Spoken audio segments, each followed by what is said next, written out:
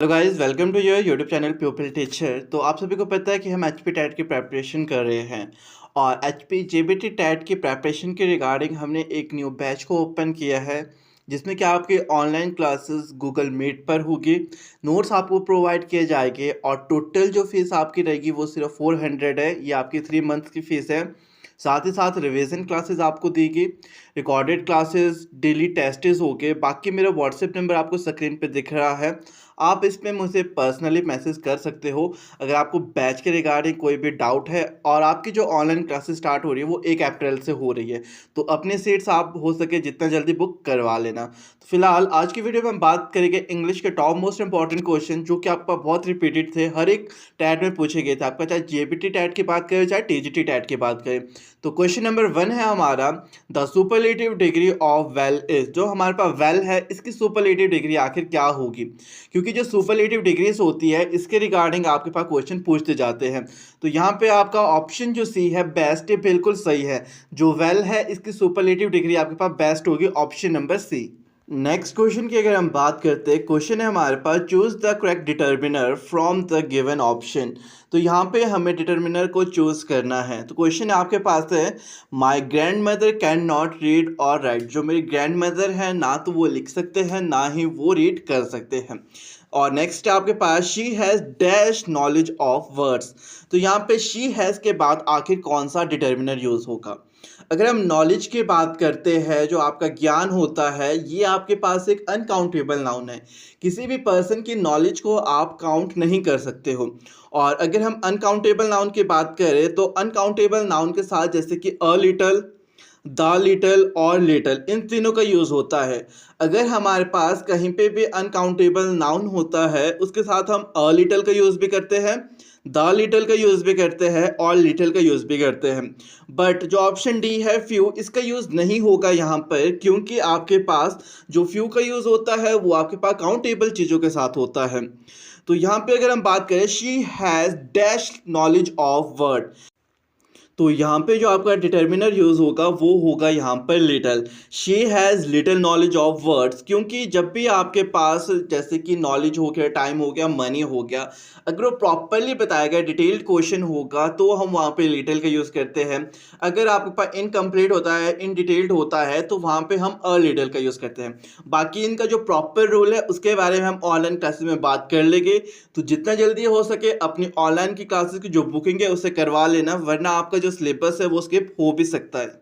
Next question की अगर हम बात करते हैं, क्वेश्चन है हमारे पास, choose the correct determiner from the given option. तो यहाँ पर भी हमने क्या है, डिटर्मिनर को ही चूज करना है। क्वेश्चन आपके पास, will you give me dash food please. यहाँ पे अगर हम बात करें तो हमसे यहाँ पे क्वेश्चन पूछा गया है। और अगर हम रूल्स के बारे में बात करें तो जब भी हमारे पास क्वेश्चंस पूछे जाते हैं वहाँ पर आपके पास एनी और मच, इनका सबसे ज़्यादा यूज़ होता है। बट अगर कहीं पे आप मी का यूज़ कर लेते हो तो वहाँ पर हमारे पास सम का यूज़ होता है। सिर्फ अगर मी अपने बारे में आप बात कर रहे होगे, अगर आप अपने रिगार्डिंग कोई क्वेश्चन पूछ रहे हो, वहाँ पर आपका सम का यूज़ होता है। एनी का यूज़ आपका होता है अगर कोई काउंटेबल चीज़ होती है, जैसे कि आप काउंट कर सकते हो। और मच का यूज़ आपका होता है अनकाउंटेबल नाउन के साथ। इन तीनों का यूज़ होता है अगर आप कहीं पे क्वेश्चंस पूछ रहे हो। और यहाँ पर भी आपका जो यूज़ होगा वो सम का यूज़ होगा, क्योंकि यहाँ पे मी यानी कि अपने लिए क्वेश्चन पूछा गया है। यहाँ पर यूज़ होगा आपका some. Will you give me some food please, तो यहाँ पे सम का यूज़। तो याद रखना, क्वेश्चन सब कहीं भी पूछे जाते हैं वहाँ पे ज़्यादातर एनी और मच का यूज़ होता है। एनी और मच का यूज़ आपका क्वेश्चन पूछने को किया जाता है। सम का यूज़ तब होता है अगर आप अपने रिगार्डिंग कोई क्वेश्चन पूछ रहे हो। नेक्स्ट क्वेश्चन हमारे पास है, choose the correct determiner from the given option. आप इन्हें डिटर्मिनर बोलो या फिर आर्टिकल्स। डिटर्मिनर और आर्टिकल सबसे टॉप मोस्ट पार्ट है आपका जेबीटी टैट का इंग्लिश सेक्शन में। तो क्वेश्चन है आपके पास, the injured person are taken to dash hospital. तो यहाँ पे जो हॉस्पिटल वर्ड है, आखिर इससे पहले आपका कौन सा आर्टिकल बोलो या डिटर्मिनर बोलो उसका यूज़ होगा। तो एक चीज़ आप अब हमेशा के लिए ध्यान देना, अगर स्कूल, हॉस्पिटल या फिर आपका रिलीजियस पार्ट नॉर्मल वे में आते हैं ना, सिंपल वे, पॉइंट आउट नहीं किया गया कौन सा हॉस्पिटल कौन सा स्कूल, तो उनके साथ आप हमेशा कोई भी डिटर्मिनर या फिर कोई भी आर्टिकल का यूज़ नहीं करते हो। The injured person were taken to hospital, ये बिल्कुल सेम रहेगा, यहाँ पे आपका कोई भी आर्टिकल यूज़ नहीं होगा, यानी कि ऑप्शन जो डी है आपका वो बिल्कुल सही है। नेक्स्ट क्वेश्चन हमारे पास है, choose the word which is the most opposite in meaning to the word printed in. यहाँ पर आपने ऑपोजिट वर्ड बताना, यानी कि एंटोनियम। जो प्रेजेंस का मतलब होता है उपस्थित, ठीक है। प्रेजेंस का अगर हम यहाँ पे ऑपोजिट वर्ड बोले तो वो हमारे पास होगा एब्सेंस। यहाँ पे आपका ऑप्शन ए बिल्कुल सही है। ऑपोजिट वर्ड से बहुत बार क्वेश्चन पूछे जाते हैं और प्रेजेंस वाला क्वेश्चन आपका सबसे मोस्ट इम्पॉर्टेंट और सबसे रिपीटेड क्वेश्चन है। तो प्रेजेंस का अगर ऑपोजिट कभी भी पूछा जाए तो वो आपका एब्सेंस है, या फिर एब्सेंस का ऑपोजिट पूछा जाए तो वो आपके पास प्रेजेंस होगा। नेक्स्ट क्वेश्चन है हमारे पास, choose the word which is the most opposite in meaning to the word printed in. यहाँ पे जो आपका वर्ड प्रिंटेड है एक्टिव, इसका आपने ऑपोजिट मीनिंग बताना है, यानी कि एंटोनियम।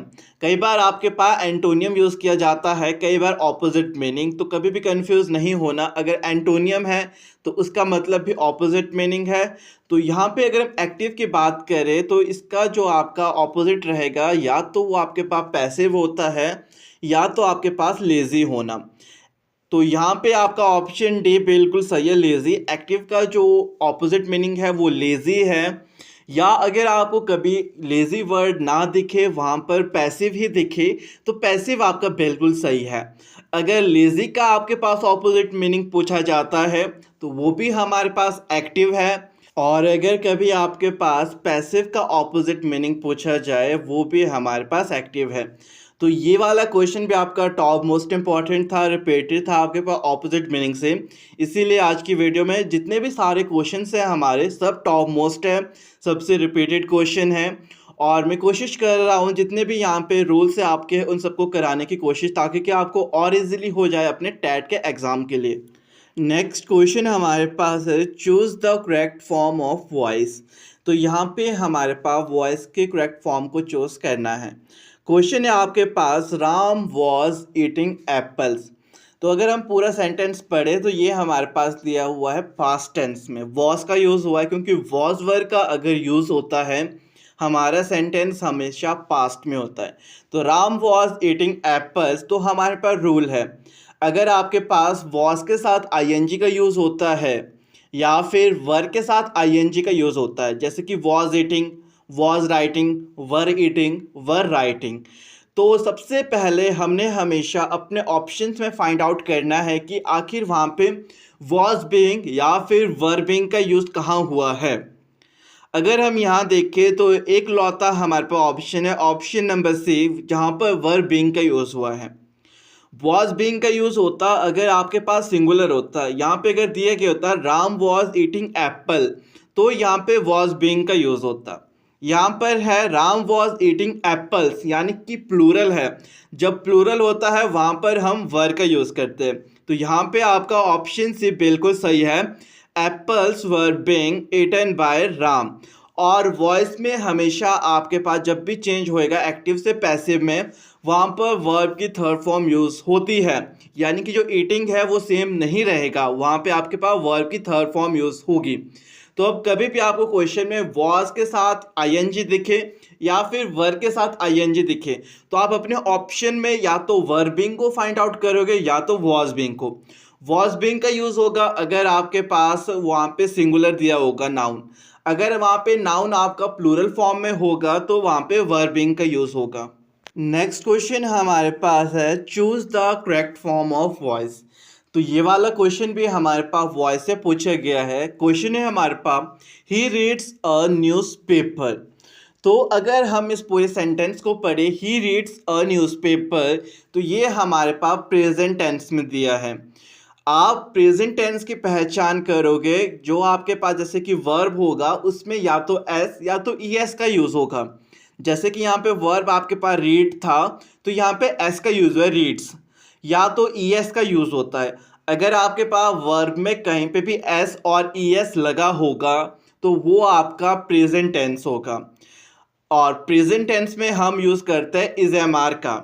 अगर आपके पास सिंगुलर होगा तो इसका यूज़ होता है, अगर आपके पास प्लूरल दिया गया होता है तो आर का यूज़ होता है, और एम का यूज़ तो आपके पास हमेशा आई के साथ यूज़ होता है। तो हमने सिंपल सबसे पहले इज या आर को फाइंड आउट करना है। अगर हम देखते हैं ऑप्शन बी और ऑप्शन सी में हमारे पास इज का यूज़ हुआ है, बट यहाँ पे आपके पास सिर्फ इसका यूज़ होगा, इज बीइंग का यूज़ नहीं होगा। तो यहाँ पे ऑप्शन भी आपका बिल्कुल सही है, a newspaper is red by him, क्योंकि जो आपके पास यहाँ पे वर्ब है उसकी थर्ड फॉर्म यूज़ होगी। ये बात हमेशा के लिए ध्यान रख लो। अब आप कभी भी वॉइस चेंज होगा एक्टिव से पैसिव में, वहाँ पर हमेशा वर्ब की थर्ड फॉर्म यूज़ होगी। और एस और ई एस अगर वर्ब में लगा होता है तो वो प्रेजेंट टेंस होता है आपके पास। अगर आपके पास वर्ब की सेकंड या थर्ड फॉर्म यूज़ होती है तो वो आपके पास पास्ट टेंस होता है। अगर अब आपको कभी वर्ब में एस और ई एस दिखे तो सबसे पहले आपने इज एम आर को फाइंड आउट करना। इज एम आर के साथ ना तो बीइंग का यूज़ होता, सिर्फ सिंपल होगा आपका इज एम आर का यूज़ हुआ, और इज एम आर के साथ ही साथ आपका जो भी वर्ब होएगा उसमें वर्ब की थर्ड फॉर्म यूज़ होएगी। अगर आपके पास इज रीडिंग आता है, आर रीडिंग आता है, तो वो गलत होगा, वहाँ पे जो फॉर्म लगी होगी वो थर्ड लगी होगी आपके पास। नेक्स्ट क्वेश्चन आपके पास है, choose the correct option of an indirect form of speech. यानी कि यहाँ पे आपके पास नरेशन से क्वेश्चन आया है। क्वेश्चन है आपके पास, the teacher said inverted comma start, यानी कि जो आपकी स्पीच है, जो सेंटेंस है वो शुरू हो गया है, द अर्थ इज राउंड और इन्वर्टेड कॉमास क्लोज।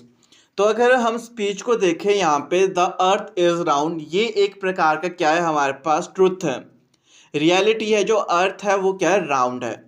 तो कभी भी आपके पास रियलिटी की बात होती है या फिर कोई हिस्टोरिकल इवेंट्स की बात होती है या आपके हैबिट्स की बात होती है, तो जो सेंटेंस आपको दिया गया है, जो स्पीच आपको दी गई है, वो बिल्कुल सेम रहती है। अगर वहाँ पर इसका यूज़ हुआ है तो स्पीच में इसका यूज़ होगा, वहाँ पे आप फिर इसको वॉज में चेंज नहीं करते हो, ना ही वर्ब में। तो यहाँ पे अगर हमने कभी भी देखना होगा कि अगर आपके पास बिल्कुल ट्रुथ या रियलिटी है, तो सबसे पहले फाइंड आउट करो कि इसका यूज़ कहाँ कहाँ हुआ है। तो इसका यूज़ एक तो आपका ए में हुआ है, एक ऑप्शन सी में हुआ है, एक ऑप्शन डी में।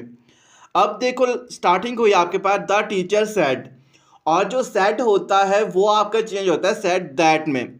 और सेड दैट का यूज़ अगर हम देखें तो वो सिर्फ आपका ऑप्शन ए में यूज़ हुआ है, क्योंकि ऑप्शन बी तो आपका पहले ही बाहर हो गया। तो यहाँ पर आपका ऑप्शन ए बिल्कुल सही है, the teacher said that earth is round. आपकी जो स्पीच होती है इन्वर्टेड कॉमास में, जो स्पीच होती है वो कभी चेंज नहीं होती अगर वो रियलिटी की बात हो रही है। तो कभी भी आपको रियलिटी दिखे तो आपने सबसे पहले देखना है कि जो स्पीच में वर्ड्स है वो कहाँ कहाँ सेम है। फिर आपने देखना कि जो स्पीच से पहले स्टार्ट होता है, जैसे कि सैड होता है, कई बार सैड टू होता है, वो आपका टोल्ड में चेंज हो जाता है, और सैड होगा तो सैड दैट में चेंज होएगा। तो यहाँ पे आपका ऑप्शन ए बिल्कुल सही है। नेक्स्ट क्वेश्चन की अगर हम बात करते हैं तो क्वेश्चन है हमारे पास, identify the appropriate alternative from the given option for fill in the blanks. तो यहाँ पे आपके पास दिया है you dash obey your parents. तो यहाँ पे आपने मॉडल का यूज़ करना। यहाँ पे एक प्रकार की क्या है, या तो एडवाइस या तो ऑर्डर बोलो या फिर नेसेसिटी। तो जब भी हमारे पास एडवाइस की बात होती है, सलाह की बात होती है, या फिर आप एक प्रकार का ऑर्डर दे रहे हो, या कोई नेसेसरी जो चीज़ होती है जिसको कि आपको करना ही होता है, तो वहाँ पर हम या तो शुड का यूज़ करते हैं, या तो ऑट टू का, या तो मस्ट का। तो यहाँ पे अगर हम बात करें तो ऑप्शन ए बिल्कुल सही है, यू शुड ओबे योर पेरेंट्स। अगर आप कभी भी किसी को सजेशन दे रहे हो, एडवाइस दे रहे हो, ऑर्डर दे रहे हो, या फिर जो चीज़ नेसेसरी है अपनी लाइफ में, वहाँ पर हम शुड, मस्ट या फिर ऑट टू का यूज़ करते हैं। यहाँ पे हमारे पास सिर्फ शुड का यूज़ हुआ था तो हमने शुड का यूज़ कर लिया। अगर मस्ट होता, ऑट टू होता, तब भी हम यहाँ शुड का यूज़ करते। वुड का यूज़ आप करते हो अगर आप किसी को इनविटेशन देते हो ज़्यादातर, तो आप वहाँ पे वुड का यूज़ करते हो। कुड और मे की बात करें तो जब आप परमिशंस लेते हो तो वहाँ पर आप कुड, मे और कैन जो मॉडल्स है इनका यूज़ करते हो। नेक्स्ट क्वेश्चन की अगर हम बात करते हैं, क्वेश्चन है हमारे पास, identify the appropriate alternative from the given option for filling the blanks. यहाँ पर भी आपने मॉडल का ही यूज़ करना है। तो क्वेश्चन आपके पास दिया गया है, इट डैश रेन टुमारो, शायद कल बारिश हो सकती है या कल बारिश होगी। जब भी हमारे पास प्रोबेबिलिटी या फिर पॉसिबिलिटी की बात होती है, हो भी सकती है नहीं भी हो सकती है, क्या पता हो बारिश या ना हो।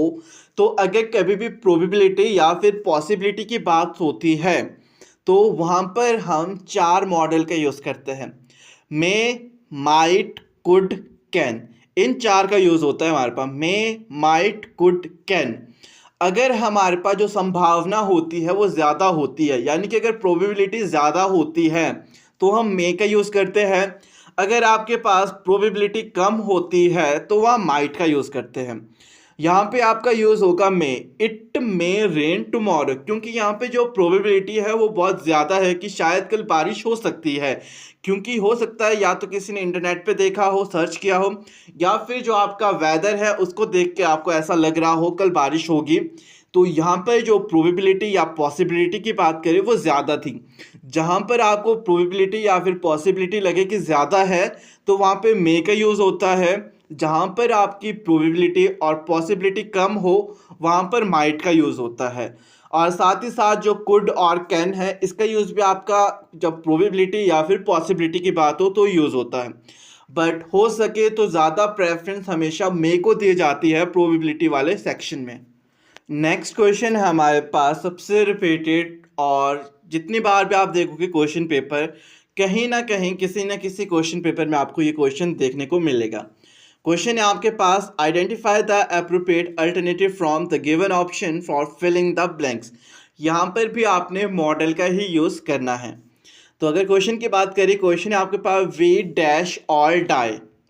तो अगर ये बात करें वी डैश ऑल डाई, तो ये एक बात का क्या है, सत्य है, रियलिटी है। एक ना एक दिन हर एक को मरना है। अगर हम बात करते हैं डेथ के बारे में तो ये एक क्या है, ट्रुथ है, रियलिटी है, सत्य है। किसी ना किसी दिन किसी ना किसी पर्सन को मरना ही होगा। तो जब भी हमारे पास ट्रुथ, रियलिटी या ऑर्डर या फिर एडवाइस की बात होती है, वहाँ पर हम मस्ट, शुड, ऑट टू का यूज़ करते हैं। और अगर तो कहीं पे कोई ज़्यादा ही इम्पोर्टेंट या ज़्यादा ही रियलिटी की बात होती है तो वहाँ पर हम मस्ट का ही यूज़ करते हैं। तो यहाँ पर जो आपका ऑप्शन बी है वो बिल्कुल सही है, वी मस्ट ऑल डाई। ये क्वेश्चन आप बिल्कुल नोट कर सकते हो क्योंकि सबसे ज़्यादा और सबसे इम्पॉर्टेंट क्वेश्चन है ये आपका। नेक्स्ट क्वेश्चन की अगर हम बात करते हैं, क्वेश्चन है हमारे पास, the plural of ship is. जो शिप है इसका प्लूरल क्या होगा। अगर हम सिंगुलर और प्लूरल की बात करते हैं, इसके रिगार्डिंग भी आपके पास कई बार क्वेश्चन पूछते जाते हैं। अगर तो हम सिंपल वे में बोले प्लूरल बनाना होता है तब तो हम एस और ई एस का यूज़ कर लेते हैं। उनके भी अलग अलग रूल है, कहीं पे आई ई एस का यूज़ हो जाता है, कहीं पे ई एस का यूज़ हो जाता है। तो उन सबके अलग अलग रूल हैं। बट जो यहाँ पे शिप है, जो भेड़ है, इसका जो प्लूरल होता है वो बिल्कुल सेम रहता है। शिप का प्लूरल शिप ही रहता है, यानी कि यहाँ पे ऑप्शन ए बिल्कुल सही है। अगर हम बात करते हैं आपके पास जैसे कि फ़िश, फ़िश का प्लूरल भी जो रहता है वो भी बिल्कुल सेम रहता है, फ़िश का फ़िश रहता है। और एक वर्ड आपके पास है न्यूज़, सबसे रिपीटेड क्वेश्चन है न्यूज़ वाला, भी बहुत बार पूछा जाता है। अगर आपसे कभी पूछा जाए जो न्यूज़ है उसका प्लूरल क्या है तो वो भी आपका बिल्कुल सेम रहता है, न्यूज़ का भी न्यूज़। तो शिप का शिप रहता है, जो आपका भेड़ है उसका भी सेम रहता है, फ़िश का भी आपका सेम रहता है, और न्यूज़ का प्लूरल भी आपके पास सेम रहता है। नेक्स्ट क्वेश्चन हमारे पास है, pick up the correctly spelled word. यहाँ पर आपने करेक्ट स्पेल्ड वर्ड बताना है। आखिर यहाँ पे जो नॉलेज वर्ड है इसकी सही स्पेलिंग कौन सी है। करेक्ट स्पेलिंग से बहुत बार क्वेश्चन आते हैं आपके, 3-4 क्वेश्चन हर साल आपको देखने को मिलेंगे। जो आपका जैसे वॉइस सेक्शन हो गया वहाँ से भी 3 या 4 क्वेश्चन आपके आते हैं, नरेशन से भी हो गए 3-4 क्वेश्चन आते हैं, करेक्ट स्पेलिंग जो आपका टॉपिक है यहाँ से भी आपके पास 3-4 क्वेश्चन आते हैं। तो यहाँ पे जो नॉलेज है इसका आपने सही ऑप्शन बताना है और इसका आंसर आपने कमेंट बॉक्स में बताना, आखिर जो यहाँ नॉलेज वर्ड है इसकी करेक्ट स्पेलिंग कौन सी है। नेक्स्ट क्वेश्चन की अगर हम बात करते हैं, क्वेश्चन है हमारे पास, choose the correct article from the given option. तो यहाँ पे आपने आर्टिकल का यूज़ करना है। आर्टिकल हो गए, डिटर्मिनर हो गए, सबसे टॉप मोस्ट सबसे इंपॉर्टेंट पार्ट है आपका इंग्लिश सेक्शन का। तो यहाँ पे है copper is dash useful metal. तो यहाँ पे जो यूजफुल वर्ड है इससे पहले आपने क्या है आर्टिकल का यूज़ करना। अगर हम यूजफुल की बात करें तो ये आपके पास किस तरीके की साउंड प्रोवाइड कर रही है, ये आपके यहाँ कर रही है कॉन्सोनेंट साउंड। जब भी हमारे पास कॉन्सोनेंट साउंड आए पर जो शुरुआत होगी वो वॉवल से होती है तो हम ए आर्टिकल का यूज़ करते हैं। तो यहाँ पे आपका ऑप्शन ये बिल्कुल सही है, copper is a useful metal. But अगर आपके पास कहीं पे वॉवल साउंड आ रही है तो वहाँ पर हम एन आर्टिकल का यूज़ करते हैं। एक बात ध्यान देना, कभी भी आपके पास जैसे वॉवल वर्ड्स है AEIOU, अगर इन पांचों की शुरुआत हो रही है तो सबसे पहले देखना है कि वहाँ पे वॉवल साउंड आ रही है या फिर कॉन्सोनेंट। अगर तो वॉवल साउंड आएगी तो आपने एन आर्टिकल का यूज़ करना। अगर आपके पास वहाँ पे वॉवल साउंड नहीं आती है तो आपका ए आर्टिकल का यूज़ होता है। नेक्स्ट क्वेश्चन की अगर हम बात करते हैं, क्वेश्चन है हमारे पास choose the correct article from the given option. तो ये वाला क्वेश्चन भी आपके पास आर्टिकल से पूछा गया है। आर्टिकल का अगर क्वेश्चन है तो क्वेश्चन आपके पास honest man speak dash truth. तो यहाँ पे जो ट्रुथ है आखिर इससे पहले आपका कौन सा आर्टिकल यूज़ होगा। तो एक बात याद रखना, कहीं पर भी आपके पास जैसे कि ट्रुथ की बात होती है, सच्चाई की बात, या फिर पुअर या फिर रिच, ये तीनों वर्ड्स दिखते हैं तो इससे पहले हमेशा आपका द आर्टिकल यूज़ होता है। Honest man speak the truth, कहीं पे भी अब आपको ट्रुथ वर्ड दिखे या फिर पुअर या फिर रिच, इनसे पहले हमेशा आपका द आर्टिकल का यूज़ होता है। बाकी कोई भी ऐसी वस्तुएं जो इस पूरे ब्रह्मांड में सिर्फ एक है, उनसे पहले भी आपका द आर्टिकल यूज़ होता है। जैसे कि सन, अगर कहीं भी सन दिखता है उससे पहले द का यूज़ होगा, द सन, द मून। अब अर्थ है वो भी क्या है, एक है, द अर्थ। अगर हम आसमान की बात करते हैं स्काई, द स्काई। यानी कि अब आपको कोई भी ऐसी चीज़ दिखे जो कि इस पूरे ब्रह्मांड में या तो एक लौती है या फिर यूनिक है, थोड़ी अलग है, हटके है, तो उसके साथ आपका द आर्टिकल का यूज़ होता है। और जो आपका था यहाँ पे ट्रस्ट हो गया या फिर ट्रुथ हो गया या फिर आपके पास पुअर हो गया, रिच हो गया, इन वर्ड से पहले भी आपके पास द आर्टिकल का यूज़ होता है। नेक्स्ट क्वेश्चन हमारे पास है choose the correct article from the given option. तो ये वाला क्वेश्चन भी हमारे पास आर्टिकल से पूछा गया है। क्वेश्चन हमारे पास पूछा गया है he is dash honour to his profession. तो अगर यहाँ पे हम बात करते हैं ओनर, स्टार्टिंग तो यहाँ पे एच से हो रही है, बट यहाँ पे जो एच है वो साइलेंट है और जो साउंड प्रोड्यूस हो रही है वो हमारे पास वॉवल हो रही है ओनर। तो कहीं पे भी एच साइलेंट होता है तो उससे पहले हमारे पास एन आर्टिकल का यूज़ होता है। जैसे कि ओनर हो गया, ऑनेस्ट हो गया, वहाँ पे एच साइलेंट है, आवर हो गया, एच साइलेंट है, तो उससे पहले ए का एन का यूज़ होगा। यहाँ पे आपका ऑप्शन ए बिल्कुल सही है। कहीं पे भी अब आपको एच साइलेंट दिखे और साउंड वहाँ पे प्रोड्यूस हो रही होगी वॉवल की तो एन का यूज़ होता है।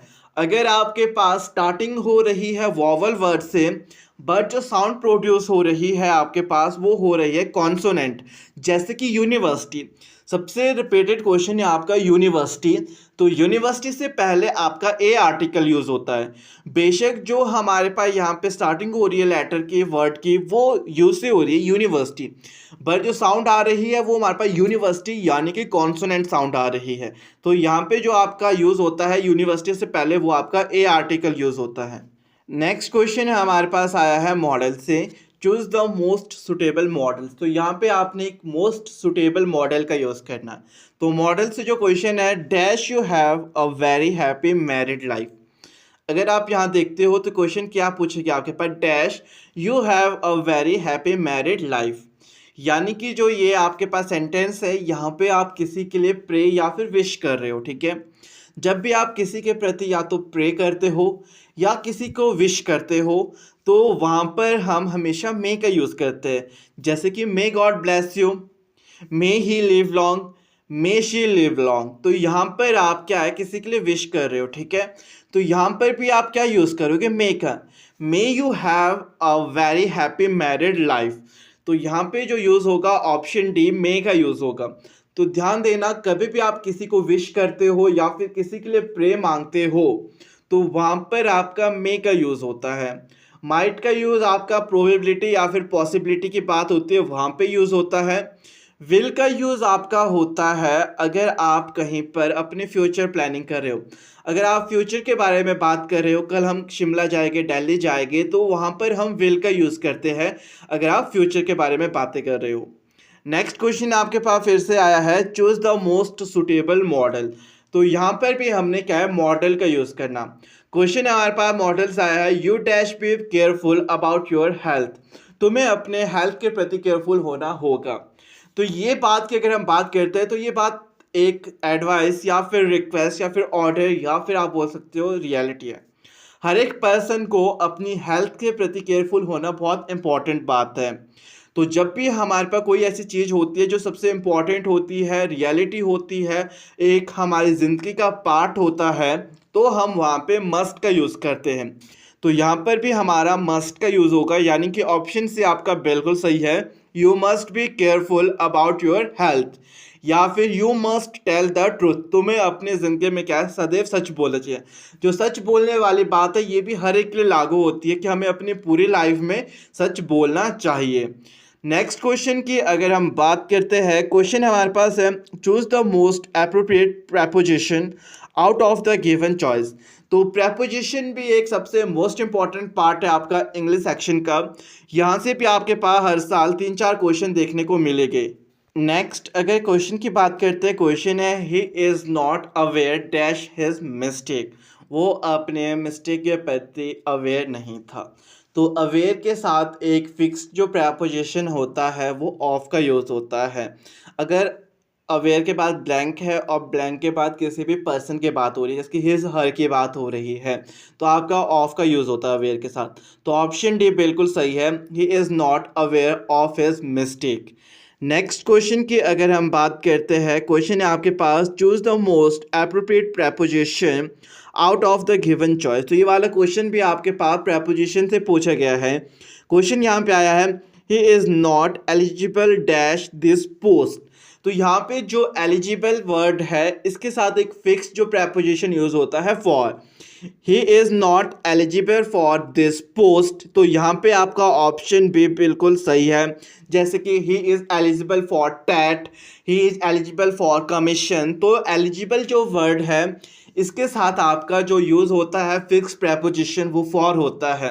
आप इन जो फिक्स प्रेपोजिशन होते हैं इनको नोट भी कर सकते हो, क्योंकि हो सकता है इसके रिगार्डिंग आपसे क्वेश्चन कई बार पूछ दिया जाए। नेक्स्ट क्वेश्चन हमारे पास है, fill in the blanks with correct article. तो ये वाला क्वेश्चन हमारे पास फिर से आर्टिकल से रिलेटेड पूछा गया है।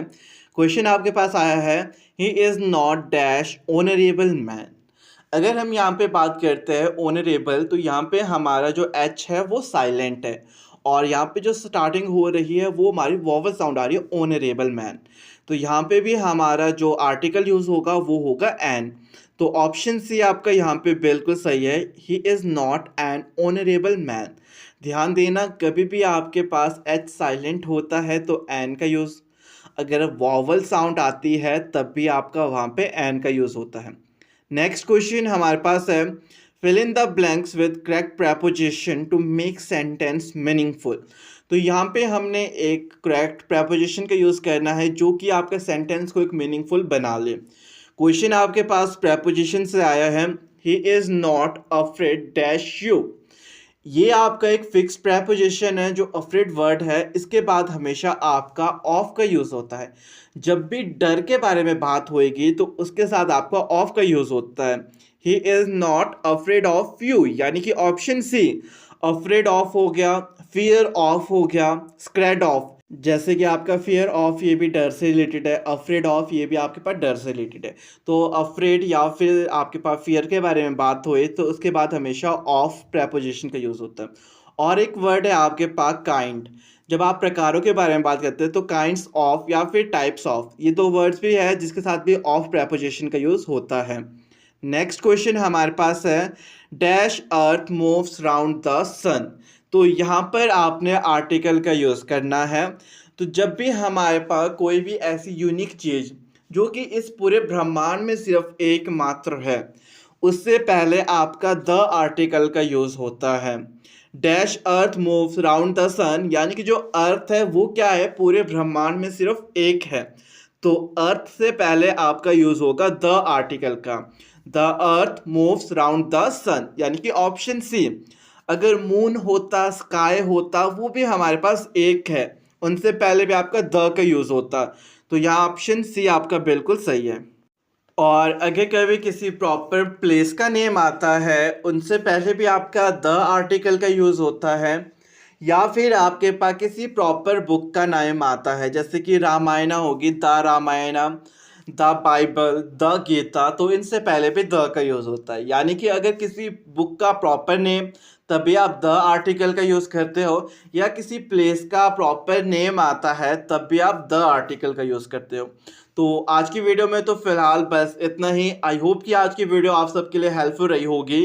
बाकी वीडियो अच्छी लगी हो तो वीडियो को लाइक शेयर कर देना, और अगर चैनल पे नए हो तो चैनल को भी सब्सक्राइब कर लेना, क्योंकि इसी चैनल पे आपको टैट की प्रिपरेशन करवा दी जाएगी।